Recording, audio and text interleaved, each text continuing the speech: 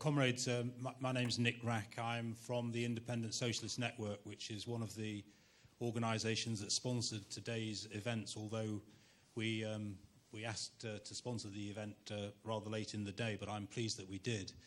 And I would like to echo the sentiments of the comrade from the AWL who spoke earlier about what a success I think that this conference has been. My politics, I'm a Marxist.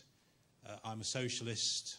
I believe in participating in elections. I know that I'm at odds with quite a number of people in the room, but I can say this, that I've enjoyed all the discussions. There's not been a session that I haven't learned from, and there's also not been a session where I haven't disagreed fundamentally and powerfully with some of the people that have spoken. However, that's, I think, where we are. There's a lot of issues on which every single person in this room agrees, whether it's activity on the question of workfare, defending the homeless, fighting against the attacks on the disabled, and we can all agree to join in activity on those particular issues. And I think that events like this, to try to coordinate activity and to discuss the politics arising out of and influencing that activity is absolutely vital.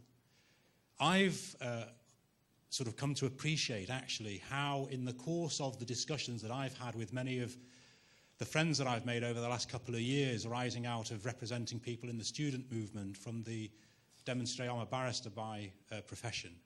I've represented quite a number of people who have ended up in the courts, and I've ended up having fantastic political discussions with them. And what I've noticed is that the words that I use from my tradition and the words that other people use from their tradition mean different things. Even, I think Nick referred to it, this word party.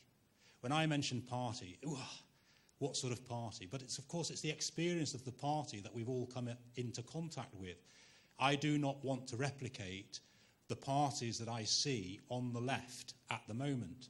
I have experienced some of them, but I think there's a lot to learn from them, and I'm prepared to work with them in order to progress change.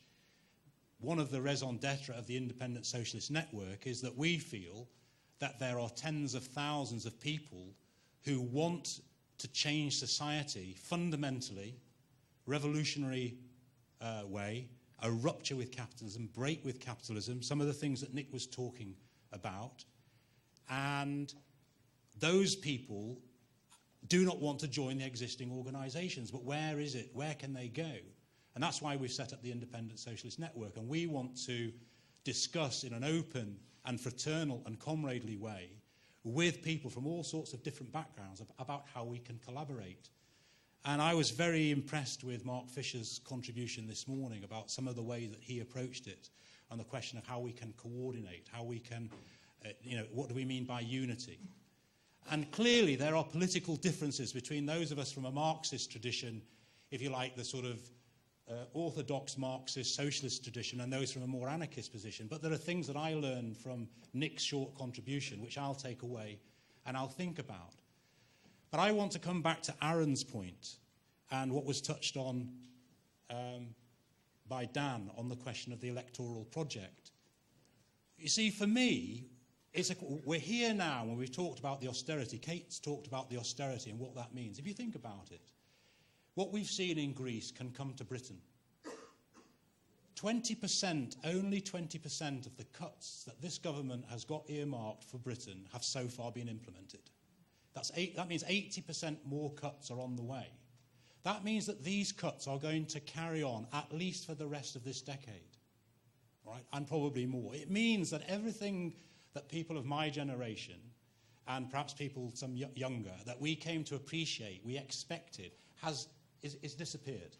I personally had 5 years higher education for free.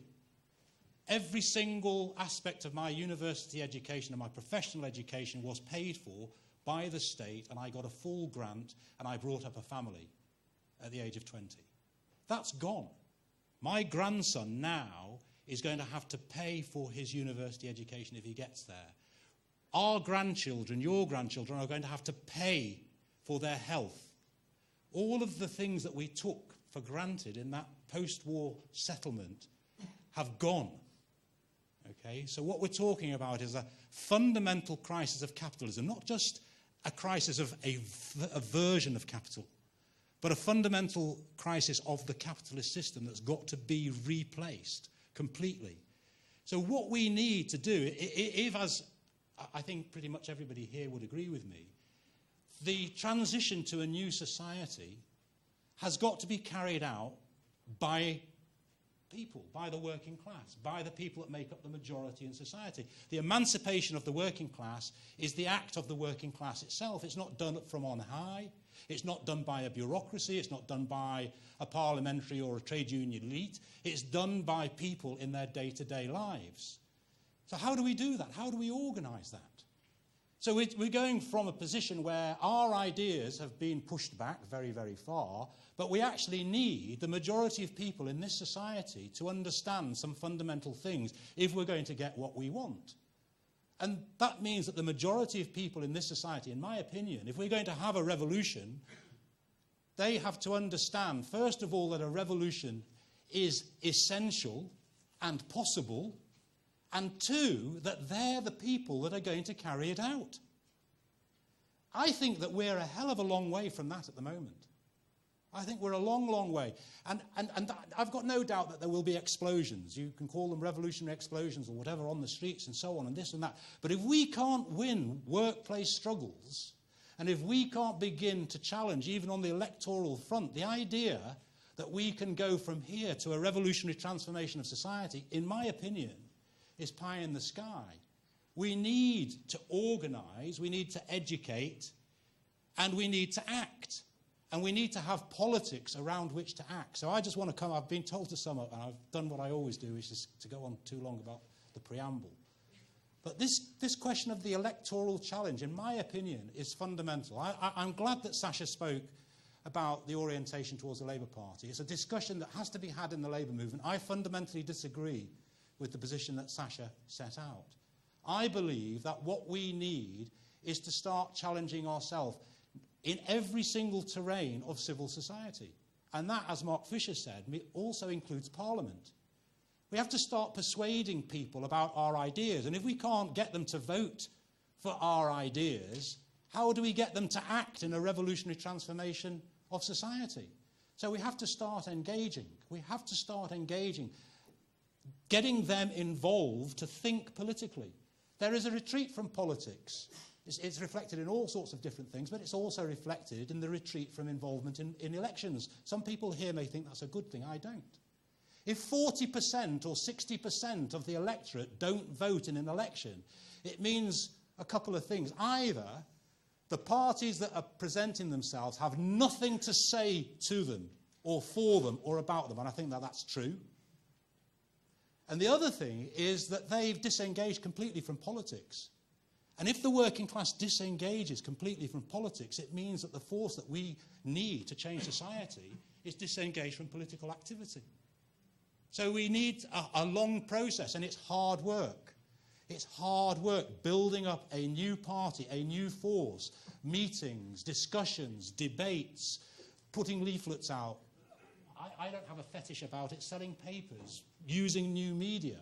But I think we have got to start thinking about not just challenging on the question of workfare and in the workplace and on DPAC and on these things, but how do we link those together for a fundamental challenge to the way the ideology of this society and the exploitation of this society is carried out?